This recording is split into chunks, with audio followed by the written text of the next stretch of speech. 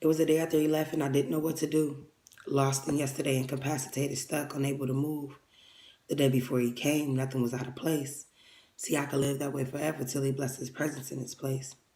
Man, I have to tell you, it's nothing that I could do. Like when I saw his face, I was captured, confined in a mind in a world of me and him.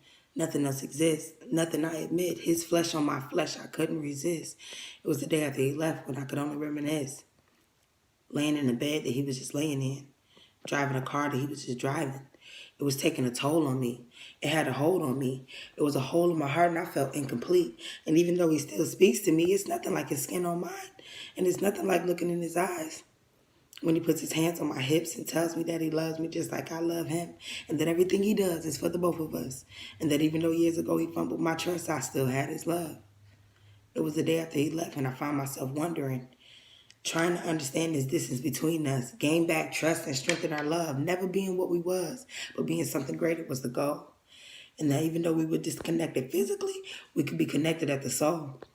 It was the day after he left when I realized I had to let it go, that I was holding on to the very thing that made us sink and not float. And that even though he was dead wrong, he was man enough to say it, and he was man enough to face it. So I guess it's all my fault because I wasn't woman enough to take it. And it was a while before I could swallow the pill that he gave me. But it wasn't until the day after he left that I realized the woman that he made me, that I am his from the top of my head to the bottom of my feet. And every inch of me belongs to the man that helps me conquer and defeat. And this isn't our peak. It was the day after he left when it all made sense to me. We each had a storm to get us to where we needed to be. Mentally children, fighting for what we felt was weak, gaining strength to vanish what we didn't need. And at first I didn't see that this was the plan all along. That everything that wasn't right, it wasn't wrong. And every tear we ever cried, every fight and every lie was perfectly placed, intentionally scheduled in our lives.